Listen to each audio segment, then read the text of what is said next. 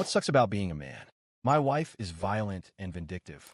A number of years ago, she attacked me in our living room. I was holding our toddler at the time. The baby was in the crib. In the heat of the moment, I just walked away. I took the toddler with me, got in the car, and drove to another state to stay with my dad for a few days so I could be in a safe space for me and my son, get some advice, and sort out the next step. My wife called the police and filed a report that I had attacked her, stolen our car, and kidnapped her son. I received a call from the police asking for my version of the story. I told them everything in detail, just as it had occurred. I was told I should return to New York immediately and check in with the local detective assigned to the case. I did as I was told, was arrested, spent the night in a jail cell, and was arraigned the next morning and charged with domestic violence. After posting bail, I returned to my dad's house while I searched for a new place to live and continued to try to sort out the next step in this new nightmare. A trial date was set, but in the meantime, I had no visitation rights with my children. A restraining order was placed against me, and I was not allowed to return home to get my things, my medical equipment. I had to recreate myself from scratch as an adult. Buy a new wardrobe, find an apartment on my own, set up new bank accounts, figure out how to get my mail. All kinds of stuff you don't even think about until you've essentially been thrown out on the street while awaiting a sentence. I was mandated to attend a domestic violence class on a weekly basis.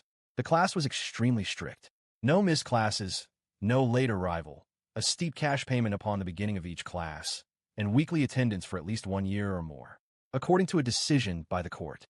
The class was held in an inconvenient location at the edge of town, accessible by a lone bus route that involved hours of my time to travel there and the constant fear that I would not arrive on time. In the class, we were treated to anecdotes about acts of violence committed by men against their female, significant others. Domestic violence, according to the instructor of this course, was an act of violence committed by a man against his female partner. Only men can commit an act of domestic violence, and only against a woman. My wife's attack against me and the son I held in my arms would not qualify as an act of domestic violence. By this definition, we were not allowed to question this definition, or else we would be dismissed from the class as having been disrespectful. If we asked about a situation similar to mine, where the woman attacked the man with or without provocation, we were called out for blaming the victim and threatened with dismissal. I suffered through this indoctrination for over 14 months. My wife sued for child support, so my salary was garnished under the assumption that I was not responsible enough to make payments on my own. After the automatic deduction, I barely had enough to survive. I did not have enough for my insulin co-pays, food, rent, travel money, etc., nor the required fee for my domestic violence course. So I made whatever choices I had to try to keep going. Sometimes I went without my medication. At one point, I was so broke I couldn't afford to attend the domestic violence course, so I missed one and got kicked out. At my next court appearance, the judge threatened me with jail time if I did not resume. So I stopped taking my medication and started eating one small meal per day to try to keep my blood sugars in the safe range. I sued for visitation rights with my kids and won a couple of hours every other Saturday between the time the initial incident took place and the first time after that. I saw my baby. He had taken his first steps, had his first birthday, and was speaking his first words. I had missed all of it. Most weeks when I arrived to pick up my kids, my wife would be out or she would pretend not to be home. So I didn't get to actually spend much time with my kids. Despite the court order, I went to the police station to complain, but they told me to bring it up at our next court date and let it go at that. Once when I arrived to get the boys, she stood in the doorway screaming profanities at me in front of the neighbors and my children, refusing to let me take them out as planned. She kicked me hard, so I called the police. Several cars arrived, and despite the fact that there were witnesses, I was told to walk it off and try again the following week. Well, that didn't really work for me the year before, but I did as I was told and left the scene. I'm not a poor me kind of guy. I fought this whole charade as hard as I could. I talked to lawyers, joined a men's advocacy support group, and told everyone I could about the injustices that were taking place. One lawyer literally said, "I wish you could afford to hire me. I'd love to win this case in court eventually." I had my day in court. My lawyer said, "Plead guilty and take the punishment. You cannot win this. And if you plead not guilty and lose, the consequences will be far, far worse." I wrestled hard with the choice, but I eventually took his advice. I pleaded guilty to menacing in the 3rd degree and was mandated to take the domestic violence class for 1 more year. And nothing really changed except that I had to make a couple more court appearances to follow up with my attendance at the class. From then on, my life was ruined. Getting and holding down a job is tough, but I'm optimistic for the future. A few days after my last court appearance, I got another summons. By then, I no longer expected anything good from that building. They told me to show up with an attorney or a public defender, and the pit in my stomach told me this wasn't over. Not even close. When I stepped into that cold courtroom, filled with people who wouldn't even look me in the eyes, I was informed that in addition to the mandatory domestic violence course, I would now be required to wear an electronic ankle monitor and would be subject to a new restraining order filed by my ex-wife. The ankle monitor was a thick, plastic device strapped to my left ankle. It had a heavy, uncomfortable GPS sensor that sent my location in real time to the system. I wasn't allowed to enter certain areas, especially near her home, even if I just wanted to try to see my kids or if one of them had an emergency. If I accidentally stepped into a restricted zone, an alarm would go off and a patrol car would be dispatched. It was basically house arrest with just enough freedom to work and try to stay alive. Beyond the physical discomfort, there was the shame. On the bus, at job interviews, even at the corner store, no one saw a struggling father or a wrongly accused man. To them, I was just another abuser on parole, just another criminal tracked by the system. Meanwhile, she was starting a new life. People told me there was already a new man living with her. A younger guy, blasting loud music from his car and acting like a neighborhood king. I saw a photo going around, her, him, and my children at a park. Like I never existed. Like I was dead. Like those were his kids now. During the day, I worked at a warehouse. It was hard labor, hauling boxes, cleaning up, doing whatever they needed. It wasn't stable work. I got paid by the day. If I didn't show up, I didn't get paid. Child support was deducted automatically, and even then, I made sure to give more. I bought a box of candy, gum, lollipops, small chocolate bars, in bulk, and started selling them at traffic lights at night. I stood on street corners late into the evening, still wearing my sweaty work uniform, a bag of sweets slung over my shoulder. I didn't do it because the court ordered me to. I did it because I couldn't bear the thought of my kids needing something and not having it. I grew up with nothing. I knew what that felt like. I didn't want that for them. I've been ignored, insulted, rained on. I've had people roll their windows up like I was dirt. And that's fine. Because at the end of the month, when I could buy my son that new notebook he wanted, or the shoes my daughter needed for school, I knew I was doing my part. Even if nobody else cared. They never went without. While she was taking selfies at the mall with her new man, I was waking up at 4 a.m. to walk miles to find a day's labor. While she went out for dinner, I was under the sun selling candy at red lights, counting coins with pride, not pity. Once, my ankle monitor went off because I unknowingly dropped off a resume at a call center located within a restricted zone. Within minutes, patrol cars showed up. They pulled me out of the line in front of everyone and explained loudly that I wasn't allowed to be there. I was kicked out in front of people who would never forget my face. That night, I cried. Not because I felt sorry for myself, but because no matter how hard I tried to do the right thing, the system dragged me down. Because while she lived like a sainted victim, I was the villain in the eyes of everyone. And still, when I lay down to sleep, all I could think about was whether my kids had eaten, if they brushed their teeth, if they were sleeping peacefully, if they missed me. Because the real prison wasn't the ankle monitor. It was knowing the truth had been buried, that I had been condemned for loving too much. And no one cared. I had been feeling it for weeks. Something wasn't right. My kids were different. On the rare, tightly controlled visits the court allowed me, they didn't look me in the eyes the same way. My daughter, who used to run into my arms and chatter about school and cartoons, now barely spoke. My son clung to me and cried more than he used to laugh. And the smell, their clothes were dirty, their hair unwashed. The spark in their eyes was dimming. Then one day, while I was selling candy in an intersection, my phone rang. It was an unknown number. I answered, and it was the neighbor from my ex-wife's apartment building, an older woman who had always been kind to my kids. Her voice was trembling. "Sweetheart, I don't want to meddle, but I think you should know. Your ex left this morning with that new guy. Dressed up, purse in hand, laughing, music blasting from his car. And she left the kids home. Alone. They've been crying for hours." My body went cold. I stood there, phone to my ear, frozen in place. "You're sure?" I asked, even though I already knew the answer. I saw her leave with my own eyes, and I've been hearing the little ones crying through the walls. I knocked and called. No one answered. They're alone. I looked down at the ankle monitor on my leg. I knew exactly what going over there would mean. It would trigger the GPS boundary alert. The cops would come. I'd be arrested for violating the protective order. But what if something happened? What if they tried to cook something and got burned? What if they fell, choked, got hurt? What if she never came back? I gave my bag of candy to another vendor and ran to the nearest bus stop. I texted my lawyer during the ride, voice shaking. I sent him a voice memo explaining everything. What the neighbors said, that I was going there, that I couldn't risk waiting while my kids were in danger. When I got there, I didn't hesitate. I ran up the stairs and banged on the door. No answer. I kept knocking until I heard it. Tiny footsteps and a small voice. Daddy. Yes, baby, it's me. Open the door. The door opened. My knees buckled. The apartment was filthy. Trash on the floor. Food rotting in the sink. My daughter was barefoot, still wearing the same clothes from our last visit. Her hair was tangled. My son had tear stains on his cheeks. They threw themselves into my arms, sobbing. Did you eat anything? I asked.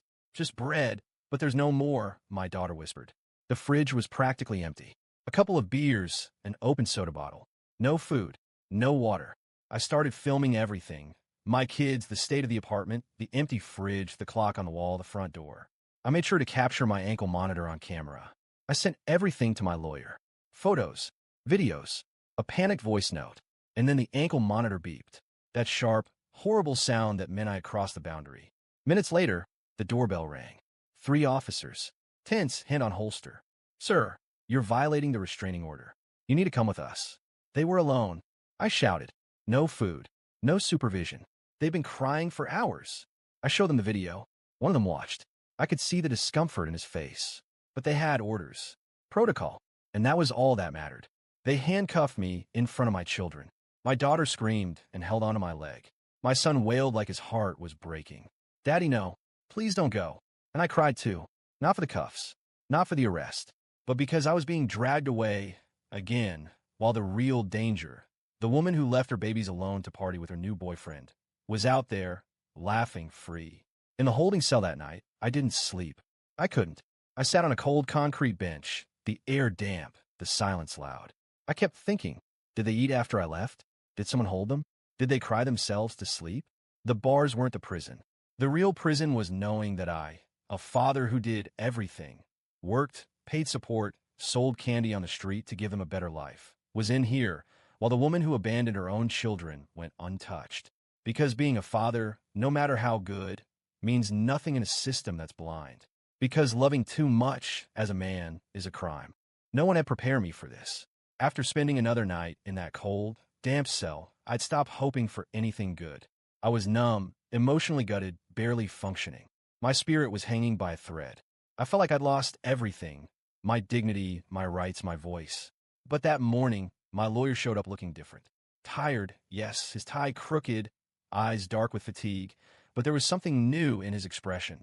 A flicker of something I hadn't seen in a long time. Determination. We got everything, he said. The footage, the audio messages, the neighbor's statement. I filed a claim against her for child endangerment this morning. I nodded, still cautious, still afraid to believe. The days that followed felt like years. Social services launched their investigation. The neighbor agreed to testify and provide a written statement. The videos were reviewed. The living conditions, the timeline, her repeated absences, it all painted a picture that couldn't be ignored anymore. And then the unthinkable happened. My lawyer received a call. He looked stunned when he told me. She's backing down. I froze. What do you mean? She's saying she can't afford to take care of the kids anymore. Says she's overwhelmed, broke, and wants to start a new life with her boyfriend. She's offering to give you full custody. The room spun around me. I had to sit down. She also wants to withdraw all charges. The domestic violence accusations, the violation of the restraining order, all of it. She wants it gone. I blinked, trying to process it. After all this, after everything, she was handing them over? She's really giving them up? I asked. She says it's for the best. And frankly, I agree. I didn't hesitate. I accept. My voice cracked. But this time not from pain. From release. From the weight lifting off my chest after so long. Within days, things started moving fast. Social workers came to inspect my place. It was small, just a room in a shared apartment. But I'd made it a home. With help from a local support group for single dads, I'd managed to buy 2 small beds, fresh linens, a little shelf with books and toys, and even a foldable table for homework. I was ready. When the decision came down from the court, it was almost surreal. Full custody granted to the father. Charges dismissed. Ankle monitor removed. Record under review for expungement. The day I went to pick up my children, I stood outside her building, heart pounding. She came down with them in one suitcase. She didn't cry. She didn't smile. She didn't say much. They're yours now, she said, adjusting her sunglasses. I'm moving in with Gabriel. I hope someday they'll understand. She kissed each of them on the forehead, turned, and walked away without looking back. I didn't respond. I just knelt down and hugged my children like I hadn't seen them in years. Because in many ways, I hadn't. I buckled them into the back seat of the taxi. My daughter looked up at me, a little nervous, unsure. Are we going home, Daddy? I smiled, eyes burning. Yes, sweetheart.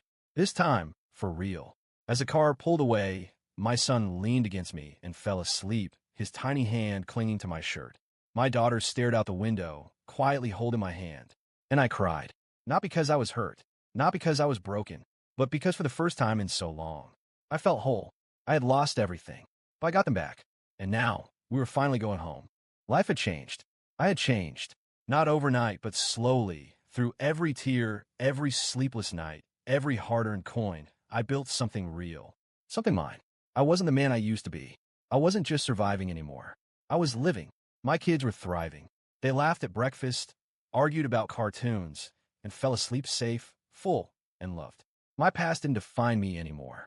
My effort did. My bakery, once a tiny dream, had become a neighborhood staple. People lined up for my cakes and pastries. I had regular clients. I catered for events, schools, offices. I had respect, a reputation, a bank account that stayed in the green. I could afford school supplies, doctor visits, even a little trip to the park without counting coins. My kids? They were proud of me, and I was proud of them. Every single day. And then, she came back. It was a quiet afternoon. I was decorating a cake for a boy's birthday party when I heard the bell. I looked up and froze. Her. She walked in like nothing had ever happened. Heels, hair done, designer bag, the same detached, cold expression she always had when she wanted something. She scanned the bakery and gave a fake smile. Is all this yours? Every inch. Built with what I had left after you destroyed everything. I said calm but firm. I came to talk about the kids. I stared at her. The same kids you abandoned? She ignored it. I want custody. I laughed. Not out of amusement. Out of disbelief. Let me get this straight. You walked out. Disappeared. Left them alone. I raised them. I changed diapers, made rice and beans with pennies, sold candy at stoplights, cried myself to sleep, and held their hands through every fever. And now that I'm finally doing okay, now that the bakery's running, the bills are paid, the kids are healthy, you come back and say, I want custody? She shrugged. I'm their mother. No, you were their mother. You forfeited that title when you left them for a man with loud music and no interest in your kids. She didn't answer, just turned around and walked out. The next day, I was served. She filed a legal petition for shared custody. She claimed she was emotionally and financially stable, and that the children deserved to reconnect with their mother. I went straight to my lawyer, the man who had fought with me from day one. When he read the papers, he clenched his jaw and slammed the file shut. No, no, no, no. Not after everything you've been through. She's not walking back and like nothing happened. Not this time. I'm going to make sure the judge sees her for who she really is. The court date arrived. She showed up in white, playing the part of the remorseful mother. Her lawyer handed out photos, staged, outdated, polished images that had no connection to reality. Her attorney painted her as a woman who'd made mistakes, but who now wanted to rebuild the maternal bond. Then my lawyer stood up. He didn't raise his voice. He didn't need to. His words were sharp, calm, and loaded with fire. Your Honor, I have one simple question. Where was this mother when her children were crying with hunger? The room went silent. Where was she when my client was handcuffed for entering his own home to save those children? Where was she when he sold candy at intersections to buy formula and school shoes? We worked 3 jobs just to afford notebooks. We held those kids every night and reminded them they were safe. The judge leaned forward slightly. Ma'am, he said, turning to her, you voluntarily signed over custody 2 years ago. Correct. Yes, but I was going through a hard time. And during that time, did you ever attempt to contact your children? Send a birthday card? Call? Ask how they were? No, but... And now, conveniently, after your relationship ends and you find yourself alone and struggling, you suddenly remember you have children and want them back, with a child support claim on top of it. She went silent. My lawyer continued. Your Honor, this isn't about love. This is about losing control. She's not here because she wants to care for them. She's here because she wants to undo the consequences of her own abandonment. Meanwhile, my client, he stayed. He fed them. He healed them. He never left. The judge folded his hands together, clearly upset. Ms. Aim, this court doesn't exist to fix your mistakes when it's convenient for you. The children have stability. They have safety. They have love. You don't get to abandon them for years in return just because your boyfriend did the same to you. Her attorney tried to speak, but the judge shut it down. No further arguments. Custody remains solely with the father. This request is denied. Future attempts to disrupt these children's lives without substantial evidence will be viewed as emotional manipulation. Gavel. Done. I didn't cry in court. I sat still, breathing hard. But inside, I was falling apart from relief. That night, I picked up my kid from school like any other day. I didn't tell them what happened. I just hugged them tighter. They didn't know what was said in that courtroom, but they felt the truth every day. They saw it in packed lunches, in bedtime stories, in the warmth of a home built on love. And for once, the law had seen it too. She couldn't handle it. Of course not. People like her don't accept defeat, especially when it means losing control. She didn't want the kids back because she missed them. She wanted them because I had risen, because I had built something without her, because I was happy, stable, and that made her furious. After the judge shut down her custody request and called out her motives in front of everyone, she stormed out of court without a word. But I saw in her face rage. Cold, calculating rage. I knew something was coming. I could feel it in my gut. The quiet after the storm wasn't peace. It was a pause, the kind you get before something explodes. 3 days later, she showed up at my door. It was a Saturday morning. I was making pancakes with the kids. My daughter was excited to flip them herself, and my son was in the living room laughing at cartoons. It was a perfect, peaceful morning. And then there was a knock. Hard, deliberate. 3 quick thuds. I opened the door, and there she was. Eyes red, hair messy, but that same vacant expression, like someone who had nothing left to lose. My stomach dropped. I didn't say a word. I just reached into my pocket, hit record on my phone, and slid it back silently. I want to see my kids, she said. They're mine too. You can't keep them from me. I'm not keeping them from you. I replied calmly. The court is. You know why. She tried to look past me, into the house, like she could push her presence in without moving. Please leave. If you want to talk, go through the lawyer. Then she exploded. You're threatening me, she yelled suddenly loudly. You're threatening me. The kids heard her. My daughter peeked around the corner, confused. My son froze where he stood. That's when it happened. She took 2 steps back, took a deep breath, and started hitting herself. Yes, right there, in front of my door, in front of the kids. She slapped her own face hard, then threw herself against the wall, dropped to the ground, and started screaming like she was being attacked. Help! Help! He's hitting me. He attacked me in front of the kids. My heart stopped. My daughter started crying. My son ran to me, terrified. I stood frozen for a second, trying to process what I was witnessing. Stop it. Are you insane? The kids are watching. What the hell are you doing? She didn't stop. She banged her head lightly against the wall, scratched her arm, screamed louder. Neighbors opened doors. Some recorded. And then, sirens. 2 police cars pulled up. Officers rushed in. She ran to them, sobbing, hysterical, pointing at me. He hit me. He threw me on the ground. Please, arrest him. I didn't flinch. I didn't speak. I just pulled my phone out of my pocket and handed it to the officer. Everything's recorded. From the moment I opened the door. Play it. And please get a child welfare officer. My kids witnessed all of this. The officers, who were already reaching for cuffs, paused. One of them hit play, and then the truth poured out. Her voice. Calm. Cold. Then her fake screaming. The sound of her slapping herself. Throwing herself on the floor. My voice telling her to stop. The kids crying. Me comforting them. The air shifted. The officer's faces changed. She tried to backpedal. I was overwhelmed. I didn't mean. I just wanted to see them. Too late. She was arrested on the spot. Charged with filing a false report, disturbing the peace, and emotional abuse witnessed by minors. For the first time, she faced consequences. I stood there, holding my kids as they put her in the back of the squad car. I didn't celebrate. I didn't shout. But inside, something finally broke free. As I closed the door and knelt to hug my kids, my daughter whispered, Daddy, why did you do that? I pulled both of them close. Because some people think love means ownership. But you're not something to be owned. You're my everything. And I'll protect you. Always. That night, we all slept in the same bed. No fear. No noise. No threats. Just peace. And as I stared at the ceiling, my arm around my kids, I realized something. The nightmare was over. I'll never forget the first time I saw something like what happened to me. wasn't even my story, not first. I was at home, late at night, flipping through channels when a news report caught my attention. There was grainy cell phone footage playing. A woman screaming in the middle of the street, pointing at a man who was running away. She was yelling, "Thief! He stole from me! Help!" And people believed her. They didn't hesitate. Strangers tackled him, kicked him. One man hit him with a pipe. The guy was curled up on the ground, bloody, begging for them to stop. He wasn't a thief. He was her boyfriend. He hadn't stolen anything. He was trying to get away from her after she had hit him during a fight at home. He just wanted to leave. But she knew one thing. She knew exactly what to say to make the world turn against him in seconds. And they did. At the time, before my own life unraveled, I thought maybe it was just one of those crazy stories. An exception. I thought surely the justice system wouldn't fall for something like that again. How naive I was. Because now I know. Now I know what it's like to be on the other side.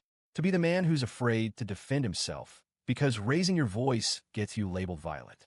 To be the father who's arrested for trying to protect his kids. To be the one who has to prove he didn't do something that never happened, all because someone else said you did. And the worst part? There are women who know exactly how to weaponize that system.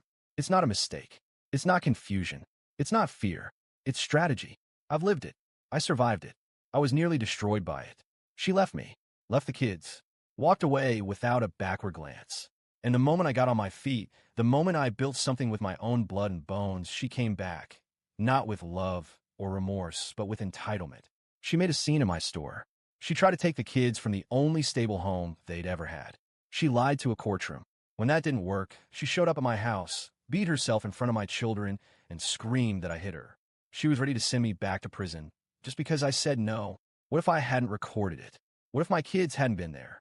What if the cops had believed her, like they almost did? I'd have lost everything. Again. And she would have walked away, smirking, saying he deserved it. There's a dark side to this world that people don't want to talk about. They'll tell you men have all the power, that the system favors us. But when a man is falsely accused by a woman, that power evaporates in an instant. Because her word, just her word, can become a sentence. Yes, women suffer. Yes, abuse exists. And it's horrible and real. But so is this. Some women lie. And they do it because they know they'll be believed. They cry on cue. They scratch their arms. They throw themselves to the floor and scream. They use the language of real victims to destroy men they can't control. And every time they do it, they hurt the women who are truly suffering. They silence the ones who need help. They make the world stop listening. And no one talks about it. No one was there when I was locked in a jail cell with barely enough money to buy insulin. No one knocked on my door to ask if I was okay when I lost my home. No one came to see my kids when they cried for their mom and couldn't understand why she left. Because I'm a man, and men are expected to shut up and endure it. Well, not me. Not anymore. I'm speaking up. Because if I don't, no one will. My son will grow up knowing what happened. He'll know that his father stayed, fought, protected, even when the world called him a criminal. And my daughter? She'll grow up knowing that manipulation is not power. That lying to get what you want isn't strength. It's cowardice. Justice should protect the innocent, not the loudest. Because when only one side is believed, the other is condemned before he even opens his mouth.